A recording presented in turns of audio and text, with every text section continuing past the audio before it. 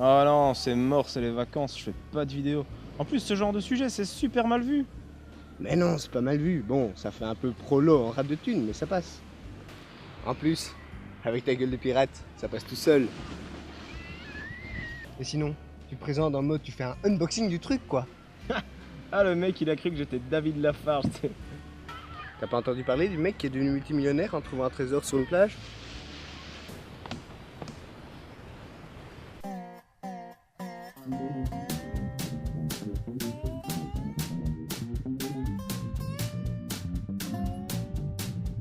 Quand est-ce qu'on commence?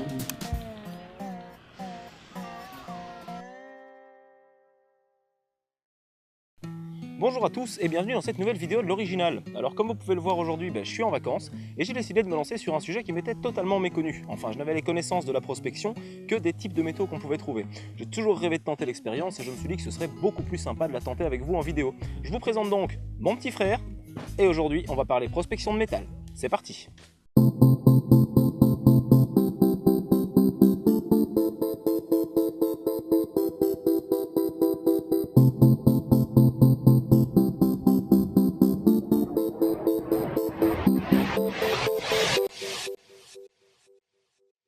Comme je vous l'ai précisé, je suis totalement néophyte dans le domaine. J'ai donc décidé d'investir dans du matériel pour débutants.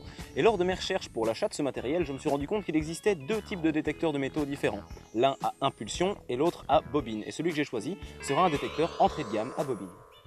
Le concept est simple sans que ce soit facilement compréhensible dans le principe. Nous avons une tête de recherche aussi appelée poêle qui est composée de deux bobines, une d'émission et une de réception d'une onde. L'onde traverse le sol et lorsqu'un objet métallique se trouve dans le champ émission-réception de cette onde, il y a une interférence qui se fait. Cette interférence brouille le signal est retardé au niveau du timing sur la bobine de réception et ça crée une interférence sonore. Logiquement, les différents types de métaux interagissent différemment avec l'onde qui traverse le sol.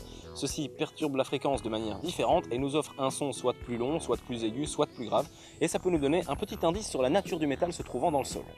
Voilà, vous savez tout sur son principe de fonctionnement, ou à peu près. Évidemment, les recherches que j'ai faites ici sont faites sans spécialisation en géologie ou en électronique, donc il peut y avoir des petits manquements ou des petites erreurs si c'est le cas. Je m'en excuse, mais si vous en savez plus que moi, n'hésitez pas à apporter un petit appoint d'information dans les commentaires. Et du coup, l'histoire regorge forcément de gens ayant trouvé de fabuleux trésors. Et sinon, t'as entendu parler du mec qui est devenu multimillionnaire en trouvant un trésor sur une plage? Non mais déjà, c'était pas un type, c'était un petit garçon qui avait genre 3 ans, et c'était pas sur une plage, c'était dans un bois du côté de l'Essex en Angleterre, dans une ville qui s'appelait Oakley. En gros, le gamin, il a 3 ans, il pique le détecteur de métaux de son grand-père pour aller faire mumus dans un champ, et il revient avec un médaillon du 16e qui sera expertisé à près de 2,5 millions de livres sterling. Il est rentable le petit, il est rentable. Bref, on a décidé de commencer notre petit bout de chemin sans discriminer les différents types de métaux, d'autant plus que notre petit détecteur bas de gamme ne nous offrait que très peu de possibilités à ce niveau-là. Nous nous sommes renseignés sur les lois en vigueur en allant demander aux secouristes de la plage où nous nous trouvions s'ils avaient un petit peu plus d'infos, et une fois rassurés sur le fait que nous n'allions pas finir avec une amende aux fesses pour prospection illégale, on a attaqué. Il faut reconnaître la gaieté du truc. Franchement, on s'est amusé à déterrer plein d'objets, mais plein d'objets, des quantités dingues d'objets, qui sont au final révélés la plupart du temps être des conneries. Entre des hameçons rouillés, des capsules de bière, des clous rouillés, et de temps en temps une pièce de monnaie. En bref, on déterre énormément de choses qui sont rarement des choses intéressantes.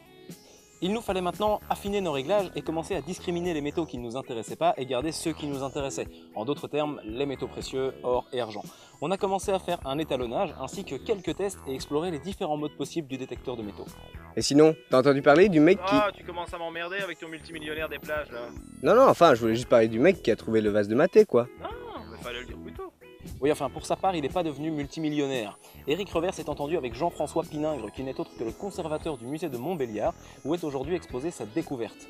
Éric Revers vit à Mathey, dans le Doubs, en Franche-Comté. Et en 2006, lors d'une prospection, il découvre un vase vieux de plus de 3000 ans, contenant 1500 pièces, avec à l'intérieur, entre autres, des perles en or, des perles en ambre, des perles de verre, des bracelets de poignet et de cheville, ainsi qu'une boucle de ceinture. On ne possède à l'heure actuelle pas d'estimation précise du prix du trésor, mais M. Piningre et M. Revers se sont tellement bien entendus que le conservateur du musée a parlé de lui dans les termes d'un prospecteur qui serait plus qu'honnête.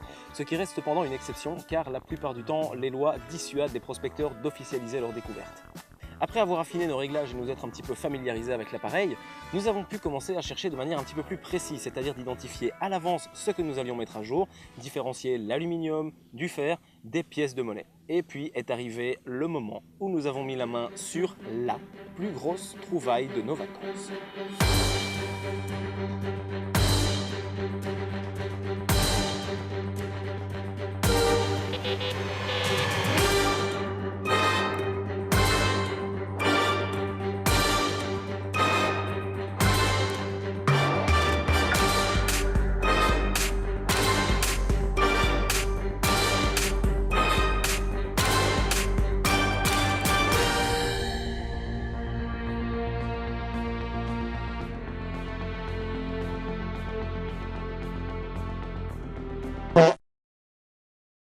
Car oui, effectivement, la plus belle trouvaille que nous ayons faite sur nos 15 jours de vacances, c'est une pièce de 2 €. Voilà, bon, il n'y a pas eu que ça. Sur une dizaine d'heures de prospection, on a quand même trouvé 5 éléments d'ancrage de fer, 4 morceaux de câblage électrique en cuivre, 9 capsules de bouteilles, une pierre ponce contenant visiblement des résidus de métal, un vieux leurre pour la pêche contenant un hameçon, 3 pinces à cheveux, une dizaine de clous vis fixation en fer et acier, 3 morceaux d'aluminium, un vieux briquet, un morceau de béton armé, une plaquette de cuivre, 2 cols de bouteilles de vin en aluminium, 2 morceaux de ferraille tout à fait indescriptibles, une ancienne médaille religieuse en cuivre et un total de 3,99 € en petite monnaie. Et puis finalement, on s'est rendu compte d'une chose, c'est qu'il allait probablement être difficile de devenir riche simplement en prospectant sur les plages.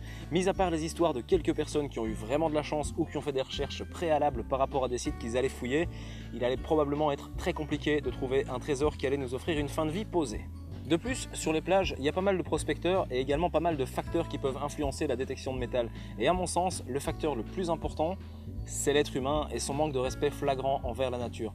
La détection à ce site paradoxal, c'est qu'elle peut vous rendre riche en déterrant un objet de valeur perdu ou caché par l'homme, et 99% du temps, vous trouvez des conneries qui sont volontairement perdues ou cachées par l'homme. Il faut savoir qu'il y a pas mal de pays ou de régions qui légifèrent en défaveur de la détection de métal, mais au final, ça a un effet tout à fait bénéfique et nettoyant pour les plages. Quand vous avez quelque chose comme ceci qui est déterré du sable, je suis pratiquement certain qu'il est préférable qu'il se trouve dans le sac d'un prospecteur et au final dans une poubelle que dans le pied d'un de vos proches.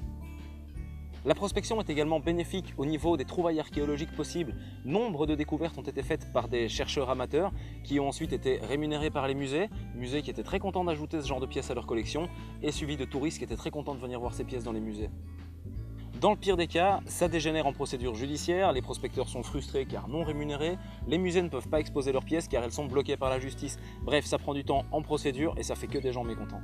Certaines belles histoires parlent quand même de certains prospecteurs qui ont décidé d'officialiser leur découverte et qui se sont vus partager l'argent du rachat de leur trésor entre eux et le propriétaire du terrain par exemple. Enfin bref, tout ça reste assez flou et je vous répète que ça dépend des pays, ça dépend des régions et parfois même ça dépend des communes. Et la prochaine fois que vous êtes de passage sur une plage, dites-vous que si vous perdez ou si vous abandonnez volontairement un objet métallique, non seulement celui-ci peut blesser quelqu'un, mais il peut également altérer la faune ou la flore locale. Et personnellement, je pense que ça peut être un bon calcul de prendre soin de notre planète tant qu'on le peut encore. Enfin bref, d'ici là, prenez soin de vous, je vous embrasse. Ciao!